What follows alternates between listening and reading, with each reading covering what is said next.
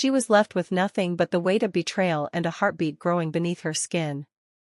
Alone, scarred, and silenced, but not broken, Sarah chose to stand. Now, the man who unknowingly shattered her world wants to make things right. And the friend who watched her fall must face the truth she thought would never surface. This is not the story of a woman saved. It's the story of a woman who rebuilt with grit in her voice, purpose in her steps, and a child who would never inherit her shame. Sarah steps into the fire of forgiveness, power, and legacy. Not to forget her past, but to rise from it. Hello family. Welcome to Tina's Stories. Please subscribe and leave a like for us. It means the world to us. Also, share this video to your friends and loved ones and turn on post notifications so you don't miss future videos from us. Thank you. As you do so, sit back and relax as we dive into the story. Rain dripped steadily from the sky, tapping on the tall windows of Damon's office like a quiet metronome. The city below buzzed on in its indifference. Neon reflections smeared across the wet streets like brush strokes on glass. Inside, the silence was thicker than the storm outside. Damon sat behind his desk, elbows planted firmly on its mahogany surface, palms steepled beneath his chin. His usually unreadable face, crafted over years of boardroom battles and high-stake deals, was cracked with unease. He wasn't used to uncertainty, not in business, not in life, not in himself. But Sarah had changed that. Since she walked into his office with a food delivery and a belly that wasn't just carrying a child, but possibly his child, his mind hadn't stopped racing. He had tried to focus. Emails, quarterly reports, investment updates. They all sat untouched on his screen. The only thing echoing in his head was the sound of her voice. 3 months. 3 months. It lined up too perfectly. He stood abruptly, pacing the length of his office with long, restless strides. The memories that had once been hazy came rushing back clearer now. The club, the softness of her laughter, the dazed light in her eyes, the strange innocence that hadn't made sense then, but now burned in his chest with acidic guilt. He had thought she was just another wild night. But she wasn't. She was someone. She was Sarah. And if the child was his. He stopped pacing. He needed to know. That night, he found himself parked 2 blocks from Sarah's flat. He didn't know why he was there, only that he couldn't shake the need to see her again, to make sense of what he'd broken. To ask the question that had been clawing at his chest ever since she left his office. Is the baby mine? The streets were quiet, punctuated only by the occasional bark of a dog or the distant revving of a motorbike. Damons leaned back in his car, staring at the doorway across the road. The lights inside were dim. A shadow moved past the window, her silhouette. His hand tightened around the steering wheel. He wasn't sure what he would say. He wasn't even sure he deserved to speak to her again. But he needed truth more than he needed comfort. The next day, he made the call. He found Grace's number through a private investigator, something he'd sworn he'd never use for personal matters. But this wasn't just personal. This was life. Hello, Grace answered cautious. Hi, my name is Damon Aaron. I'm trying to reach Sarah. A long pause. He could hear the weight of judgment in the silence. What do you want with her? Grace asked tightly. I need to speak with her. Just once. I think he hesitated, then said it plainly. I think I'm the father. Another pause, then softer. Hold on. Seconds passed. Then the line shifted again. Hello. Her voice. He hadn't imagined the strength in it. Even tired and guarded, it held something sharp beneath the surface. It's Damon, he said. I know, she replied flatly. He cleared his throat. I'm sorry to call like this. I didn't know how else to reach you. I don't mean to invade your space. A long silence. Then what do you want? He exhaled to talk to listen if you'll let me. To ask something important. He waited. No response. I need to know if I'm the father. Silence. Then a shift. Barely a breath. But he heard it. And if you are, she asked. I want to take responsibility. For what? A night you forgot.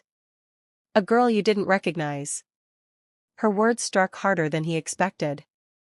Yes, he said simply. For all of it, another silence. But something in her breath told him she was listening now. Not forgiving, not softening, but listening. Finally, she said, meet me tomorrow 4 o'clock. I'll send the place. The line went dead and Demond exhaled for the first time in hours. That night, Sarah sat at Grace's kitchen table, phone clutched in one hand, her other resting on the bump beneath her shirt. You don't owe him anything, Grace said, placing a warm cup of tea in front of her. I know, Sarah murmured. But you want to see him. I want answers, she corrected. I want to look him in the eye and ask why. She didn't say it aloud, but a deeper unspoken question pulsed through her. If he is the father, what will that mean for me? For this child, she didn't believe in fairy tales. But she did believe in reckoning. And tomorrow, that was exactly what was coming. The cafe was small and tucked into a quiet corner of the city, far from the blaring horns and exhaust fumes of Victoria Island.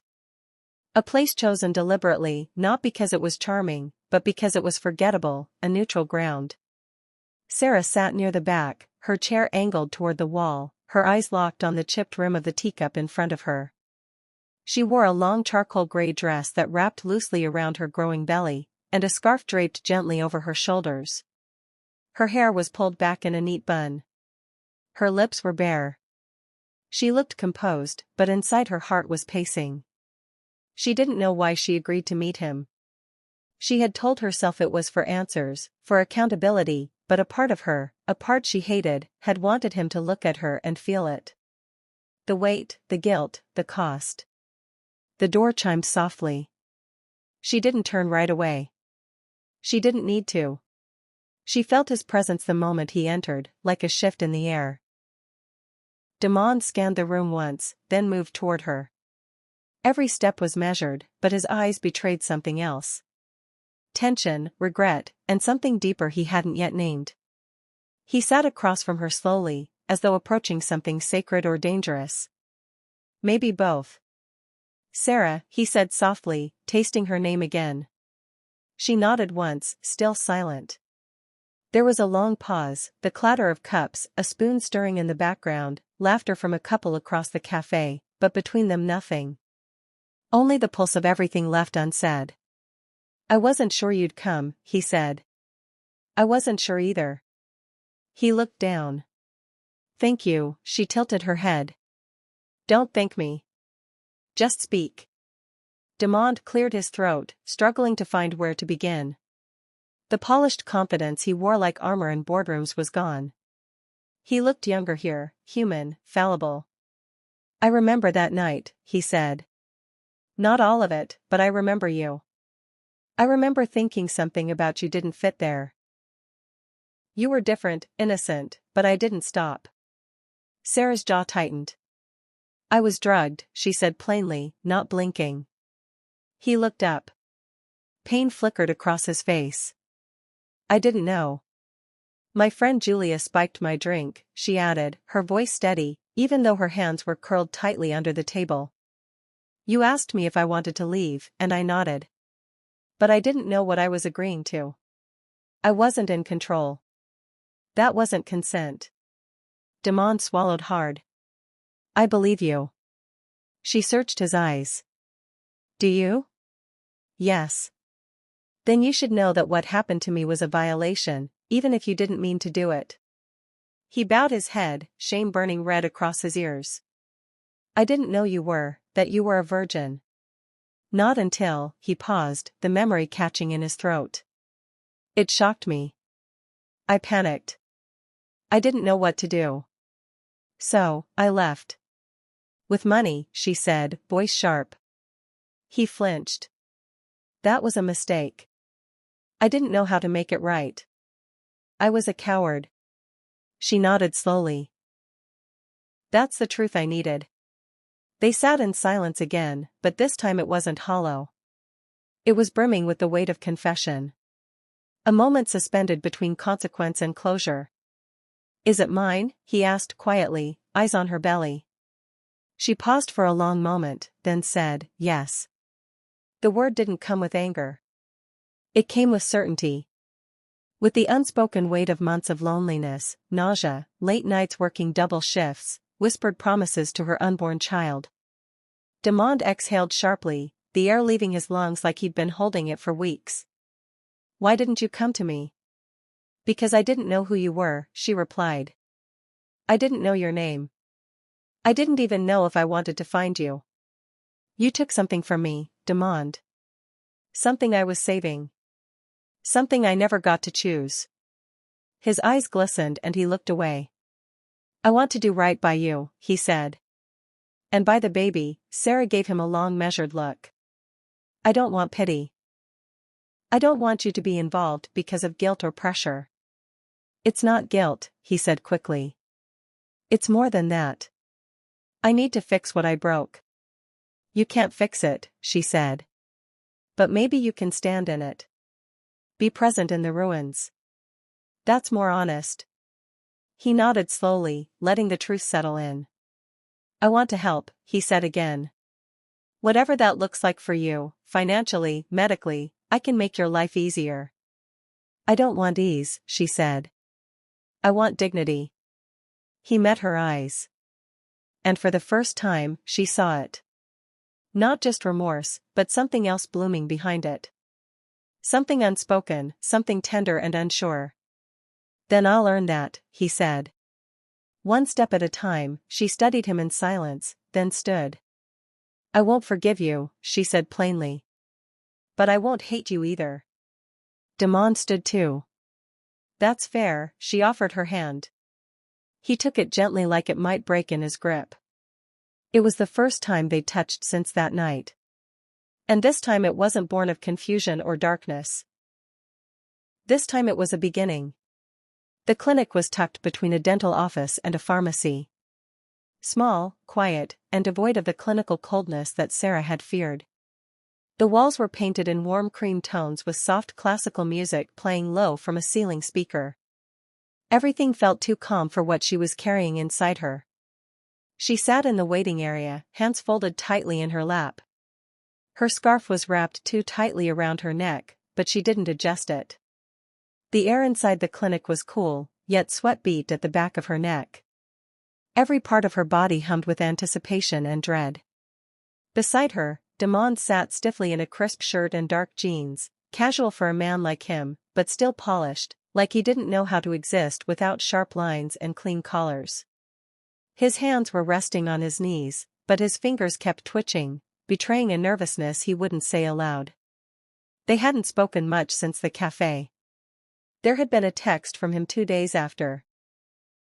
Can I come with you for the paternity test? To her surprise, she had replied, yes, Thursday at 10 o'clock. And now here they were. Miss Sarah, she looked up. A nurse stood at the doorway with a kind smile and a clipboard pressed against her chest. This way, please. Sarah stood, adjusted her dress, and walked into the room. Demond rose too, hesitating briefly before following. The room was sterile and bright. The doctor greeted them with a gentle nod and gestured for them to sit. Just a simple non-invasive DNA test, he said, sliding his glasses up his nose. We'll collect a blood sample from both of you. No risk to the baby. Sarah nodded. Demond didn't speak. He just held out his arm when asked, his jaw tight as the needle entered.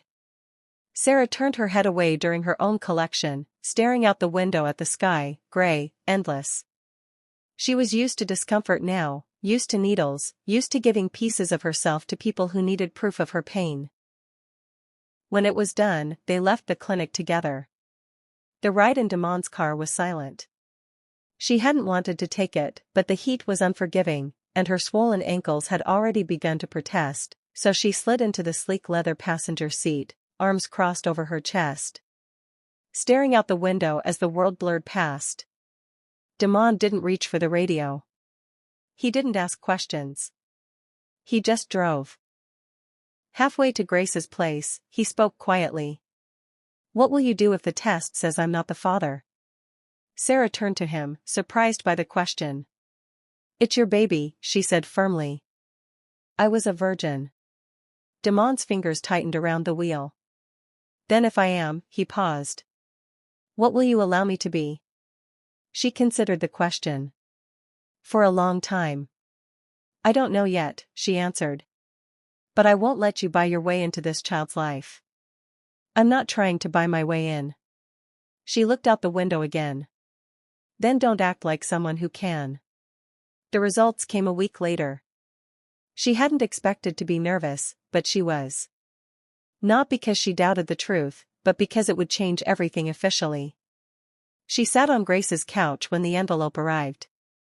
Grace placed it in her hands gently, without a word, and left the room. Sarah opened it with careful fingers. There it was. Clinical cold scientific paternity 99.9% probability. She stared at the paper, her vision blurring, not from tears, but from the sheer pressure behind her eyes. She was right, and now so was he. They met again 2 days later at a park near the marina.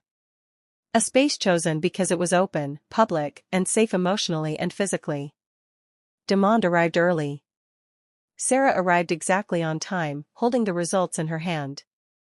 She handed them to him without ceremony. He read them slowly. Once, then again, when he looked up, his expression wasn't shocked. It was something deeper, like his world had shifted.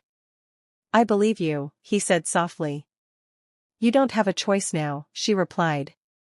Demond folded the paper and tucked it into his coat.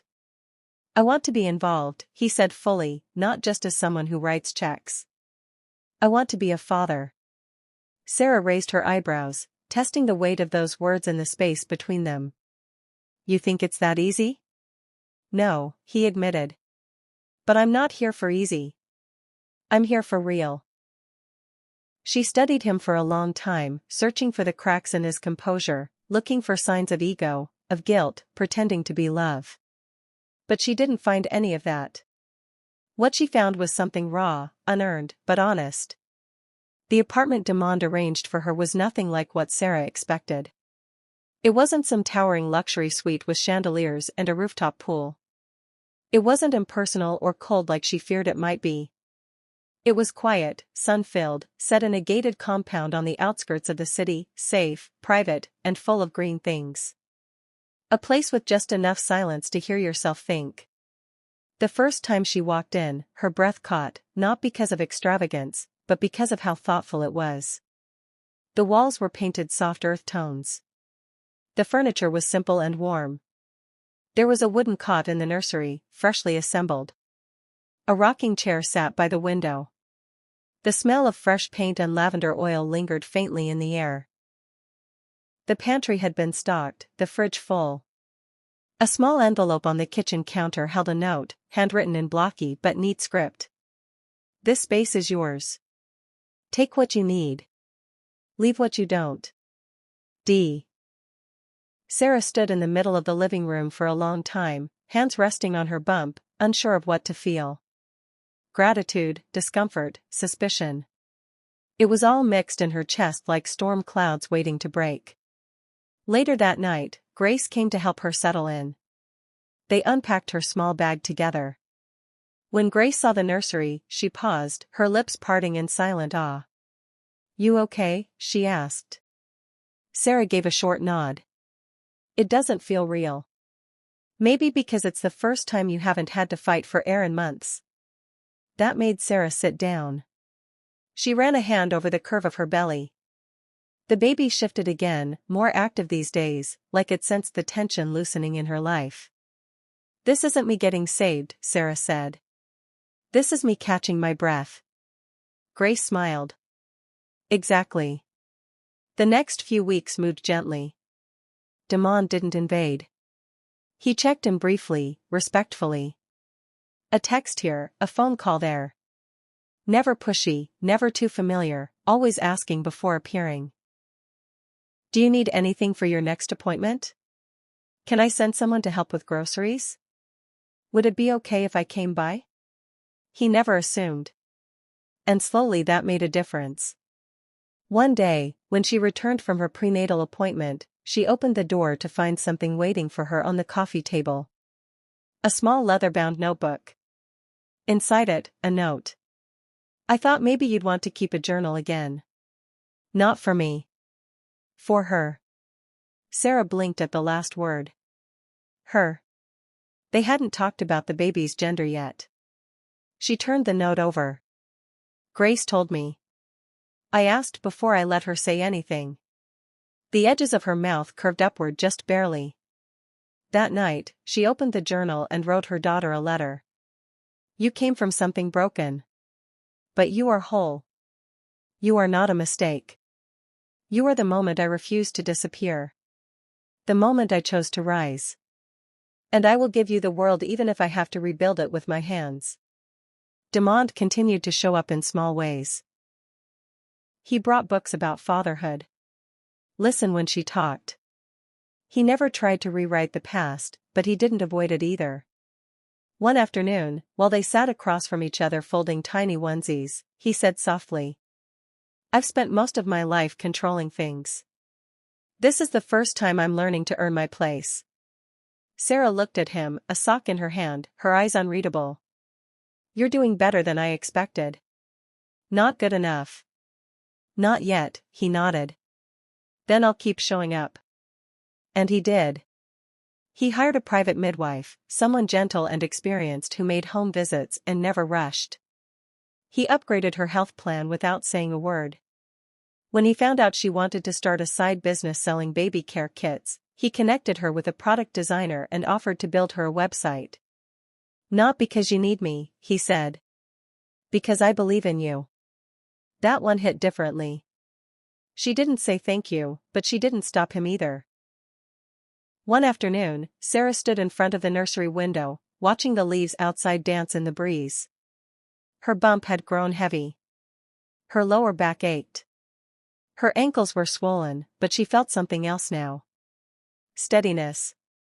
The girl who had once wept alone in a stranger's hotel room was still inside her. But she had changed. She had found a way forward that didn't involve forgetting, but transforming. She didn't know if she could forgive Demond yet. But she no longer saw him as the man who ruined her. He was becoming something else. A man who stayed. A man who listened.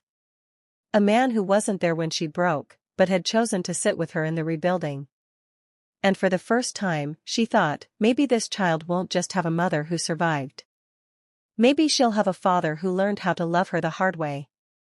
Sarah had always believed closure was a myth, something people invented to make pain sound manageable, poetic even. But lately, the past had begun pressing against her ribs like a weight she couldn't ignore. It wasn't just the baby growing inside her. It was a voice, a ghost, a question she hadn't allowed herself to face. Why did Julia do it? Not just the betrayal, not just the drink, but the why. The part of the story that had never been spoken. She didn't owe Julia anything. But she couldn't pretend the wound was closed either. Not when it still bled in the quiet moments. That morning, she messaged Julia for the first time since the night that fractured everything. Sarah, I want to meet just once. No fights, no drama, I need to hear the truth from your mouth. The reply came 20 minutes later. Julia, are you serious, Sarah? Yes, Julia. All right, name the place. She chose a quiet cafe on the mainland, far from the places they used to go together. A neutral ground like a courtroom without a judge. Sarah wore a long flowing dress that morning. Her belly was undeniable now, round and proud, resting beneath her folded hands as she waited. Her face was bare. She wore no jewelry, no makeup. She didn't come to impress or intimidate. She came as herself, raw, wounded, open. Julia arrived 15 minutes late as always. She looked different, a little thinner. Her eyes were lined with more darkness than makeup could conceal. Her hair was in a rushed ponytail. She wore a tight-fitting dress that didn't hide the slight slump in her posture. And when she saw Sarah, her lips twitched with something between guilt and old arrogance. "Hey," she said, sliding into the chair across from her. "Hi," Sarah replied. Her voice was calm, firm. They sat in silence for a moment. Then Julia sighed and leaned back, crossing her arms. She said, "I guess this is where you curse me out." "I didn't come to curse," Sarah said. "I came for the truth." Julia blinked, thrown off. "Truth?" "Yes. You think I planned for you to get pregnant?" She scoffed. "I didn't even know the guy." Sarah's eyes didn't waver. "But you drugged me." Julia's mouth opened, then closed again. Her tongue pressed against her cheek. "I didn't drug you.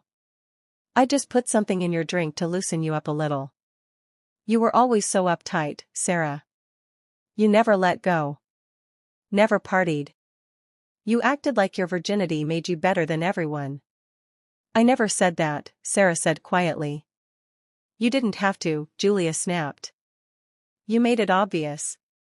Always so perfect."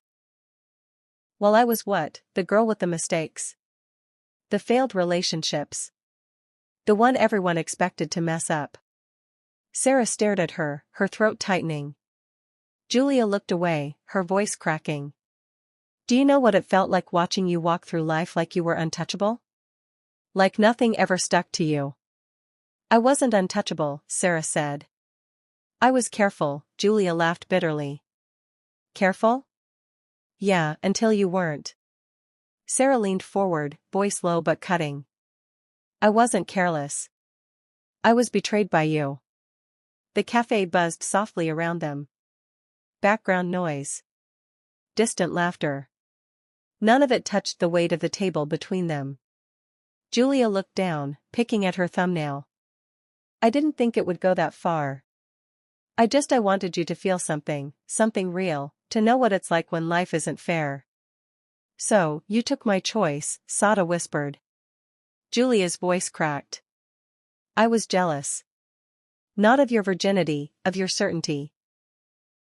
You believed in something, and I didn't believe in anything anymore."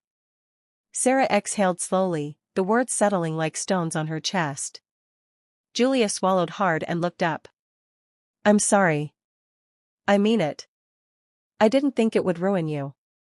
"It didn't," Sarah said, sitting straighter. "It changed me. It scarred me. But I'm not ruined." She placed her hands gently over her belly. "I'm building a life out of what you tried to break." Julia's eyes welled but didn't spill.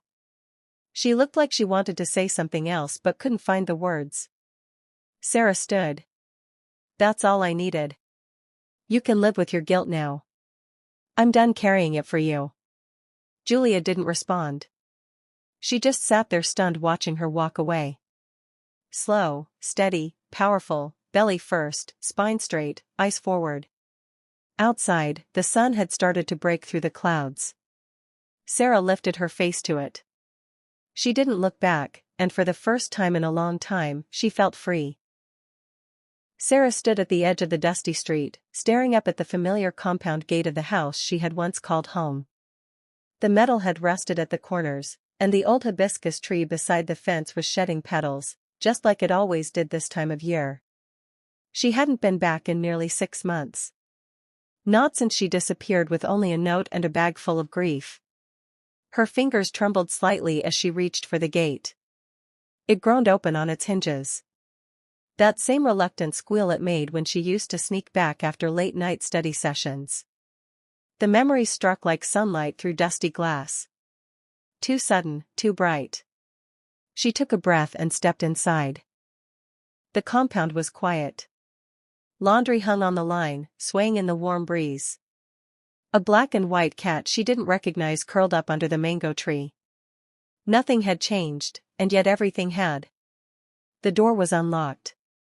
She pushed it open. The air smelled like dried pepper and bay leaves and something else. Her mother's perfume, faint but still clinging to the hallway. She paused at the threshold, suddenly unsure. Her body remembered the space, but her spirit felt like a stranger. Then a voice from the kitchen who left the front door open. Footsteps, then stillness. Her mother stood at the end of the hall, frozen. The wooden spoon in her hand clattered to the floor. Sarah said nothing. Her mother's eyes dropped to the round swell of her belly. Her breath caught. Sarah opened her mouth to speak, but no sound came. Then her mother took 2 tentative steps forward and 2 more until she was standing in front of her. Close enough to touch but still afraid to. "I thought you were dead," her mother whispered, voice trembling. Sarah's eyes brimmed. "I didn't know how to face you." And just like that, her mother reached out and gathered her into her arms. Tight, fierce, warm. Sarah sank into her like a little girl who had been holding her breath for too long. Tears spilled, silent, cleansing. Her mother rocked her, one hand at the back of her head, the other resting over the baby like she was trying to shelter them both at once. "It's okay," she whispered. "You're home. You're safe." The words broke something inside Sarah that she hadn't realized was still holding on. "I'm sorry," she choked out. "I didn't want to shame you." "You're my daughter," her mother said, pulling back just enough to see her face. "My daughter." Behind them, her father stood in the corridor, arms folded, expression unreadable. He had aged, hair thinner, eyes duller, but he was still the same man. Stern, proud, quiet. They locked eyes. Sarah took a step toward him, unsure. Vulnerable. "I didn't mean to hurt you," she said. "I just couldn't let you see me broken." Her father didn't speak. He walked forward slowly, then reached out and placed a firm hand on her shoulder. "You were never broken," he said. "You were just fighting alone." Sarah's throat closed. He looked at her belly. "And this," his voice softened.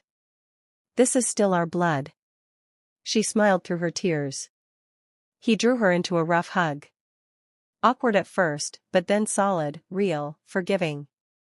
They sat together in the parlor afterward, her mother bringing out a glass of juice like nothing had happened, like no time had passed, but everything had changed. They talked slowly, carefully. Her parents asked questions, and she answered what she could. They didn't press for every detail, only enough to understand. Her mother reached across the table and gripped her hand. "Whatever that man did to you, he didn't take you. You're still here. You're still whole." Sarah nodded, brushing a thumb over the ring of her glass. "He's trying to do right now. I didn't expect it, but he's showing up." Her father didn't speak at first, then said gruffly. "Then let him keep showing up. But you hold the pen. You decide what story this becomes." Later that evening, Sarah stepped into her old bedroom. The walls still held posters of her university dreams, half torn, faded, but untouched. Her bed was made. The pillow still shaped from the last time she had cried into it. On the shelf sat her childhood Bible, a few old trophies and her journal, one of the old ones, the one she'd left behind. She picked it up, opened to the last page. "I will wait because I am certain of my worth." She traced the line. Then she flipped to a new page and wrote, "I returned not as a girl who lost herself, but as a woman who found her voice." Outside the window, dusk had settled. But inside, a light had come on. It started with a question. They were sitting in Damon's office. A quiet afternoon punctuated by distant rainfall tapping against the windows. Sarah sat across from him, one hand resting over the curve of her belly, the other wrapped around a steaming mug of hibiscus tea he'd offered when she arrived. Her posture was straighter now. Her eyes didn't flinch when they met his. Damon leaned back in his chair, watching her with a softness that was still new, but becoming familiar. "You know," he said. "I've been thinking." "That's always dangerous," she replied with a small smile. He chuckled low, warm. "I mean it. I keep wondering how many women have a story like yours. Not just the trauma, but the strength, the work, the silence. Carrying something heavy while the world looks away." Sarah's smile faded. Her fingers tightened slightly around her mug. She didn't interrupt. What if, he continued, we could create something, not as charity, as a legacy, a structure, a space where women like you, single mothers, survivors, dreamers, could build something of their own. She raised an eyebrow.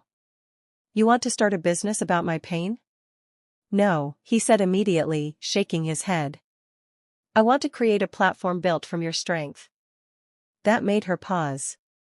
He reached for a folder on his desk, slid it toward her. Inside, notes, sketches, branding, drafts. A name was circled in red ink. Phoenix Foundation. A hybrid nonprofit and incubator, he said. Voice calm but passionate training, seed funding, mentorship, women-run, women-led. No pity, just power. Sarah flipped through the folder slowly. Her face gave little away. You've been working on this without telling me. I didn't want to bring it up until I knew you'd let me sit in the same room as you for more than 10 minutes. Her lips twitched. And I won't launch anything without your voice being part of it. Not just the inspiration. You, Sarah. She closed the folder. I don't want my name on something that looks pretty on paper but does nothing on the ground. Neither do I. And I don't want you using me to clean your conscience. I'm not trying to, he said gently. But if my past broke something, maybe my future can help build something back. Sarah exhaled slowly, staring out the window. A woman in the courtyard below was walking in the rain, holding her child under a polka dot umbrella. She looked back at him. Then we do it my way. He nodded. Your way. The first office was small, 2 rooms and a shared kitchenette. But it buzzed with energy from the beginning. Sarah didn't just lend her name.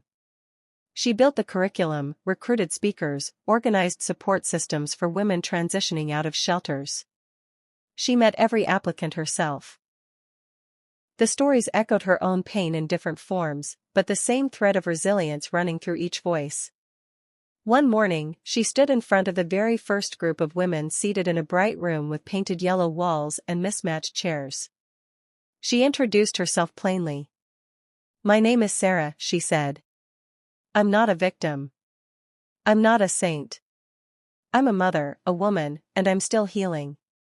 Every head turned toward her with a silence that wasn't empty. It was reverent. I was once told my life was ruined. But here I am writing a new chapter. And I'm not writing it alone anymore. Applause filled the room, but more than that, hope did. Months later, she stood beside Desmond on a makeshift stage during the foundation's official launch event. Reporters snapped photos. Invitations had gone out to corporate sponsors, NGOs, activists. The crowd was larger than she expected, too loud, too dressed. She felt slightly out of place until she spotted 3 women from the pilot program sitting front row, holding their heads high. Desmond stepped aside and let her speak first. Her voice didn't tremble. This is not about image, she told the room. This is about rebuilding. Women don't just survive, we create. We carry, we nurture, we rise. This, she gestured behind her, is what it looks like when broken things grow roots. Afterward, as the crowd mingled and the cameras turned elsewhere, Desmond approached her quietly. You made it real, he said. We made it real, she corrected, but then added. Just don't let this be a phase. It won't be. I'll hold you to that. He smiled. I hope you do. Then, for the first time since everything began, she reached out and took his hand. Not out of obligation, but because finally she chose to. Not just to rebuild, but to believe in something again. Julia wasn't invited to the launch. But she came anyway. She stood at the back of the crowd, half shadowed under the fabric canopy, a wine glass dangling from her manicured fingers. Her eyes flicked across the faces in the audience until they found her. Sarah on stage, confident, glowing, commanding. The irony bit like glass. Sarah, the innocent one, the virgin who once clutched her ideals like armor, was now standing in front of a foundation banner, dressed in a soft emerald gown that hugged her baby bump like a badge of pride. Cameras clicked. Corporate executives leaned forward to listen. Even he, Desmond, stood at her side like some reformed prince, whispering to her between speeches like she was the star of the night. Julia sipped her drink, bitterness spreading across her tongue. She didn't recognize the woman on stage. This wasn't the girl she had once quietly despised. The one she drugged, misled, betrayed in a moment of shallow spite. No, this woman had transformed her shame into power. Her silence into a microphone. Julia's stomach churned. She walked to the edge of the event floor, heels sharp against the pavement. As the crowd thinned, she moved closer just as Sarah stepped down from the stage and toward a small group of women laughing near the foundation's banner. "Sarah," she said. The name landed like a stone. Sarah turned, her face calm but unreadable. "Julia, you look different." "I am." Julia smirked, but it didn't reach her eyes. "So, this is what survival looks like. Suits and sponsors." "No," Sarah said. "This is what accountability looks like. And grace, the kind you don't deserve, but I still gave you by letting you live unexposed." Julia blinked. The crowd noise faded into background static. "You always thought you were better than me." "I never needed to be," Sarah said. "You tore me down, and I still walked back upright." Julia's voice dropped. "You were just lucky. He turned out to be rich, powerful, a CEO. If he'd been a nobody, you'd still be cleaning counters in Grace's apartment." Sarah didn't flinch, and I would have done it with dignity because I earned every day of my healing. "You think his money changed me?" "It didn't. I was rebuilding before he showed up. He didn't save me. He witnessed me." Julia stepped closer. "And now you think you're untouchable?" "No," Sarah replied. "I just stopped letting your voice matter." Behind her, Desmond had noticed the tension. He began to approach, but Sarah held out a hand. "Not yet," Julia scoffed, looking past her at the bright banners, the applause still echoing in the air. "You really got the whole damn fairy tale. The house, the baby, the man. I hope it's worth it." Sarah smiled, but it wasn't cruel. It was calm. "Sure, it's not a fairy tale," she said. "It's a resurrection." Then she leaned in, her voice a whisper, not of anger, but of clarity. "And here's the difference between us, Julia. You broke me because you didn't know how to heal yourself. But I did. And now you're the one on the outside watching." Julia's face cracked just slightly. Not in fury, but in the quiet panic of someone finally realizing their power has expired. Sarah turned away. Desmond met her just a few steps ahead. His brow furrowed. "You okay?" She nodded once. "I buried that ghost." He took her hand. "You ready to go home?" Sarah looked around, not at the banners or the guests or the flashing cameras, but at the small circle of women she'd mentored, now rising from folding chairs to hug each other, laughing, healing. "Yes," she said. "Home is exactly where I am." That night, she lay on the couch, her head resting on Desmond's lap. The baby kicked gently beneath her hand. "She's strong," he said, palm warm against the curve of her stomach. "She's watching," Sarah replied. And maybe she was watching a woman who had been broken, who was told her future ended in that hotel room, but who instead had rewritten it in her own handwriting.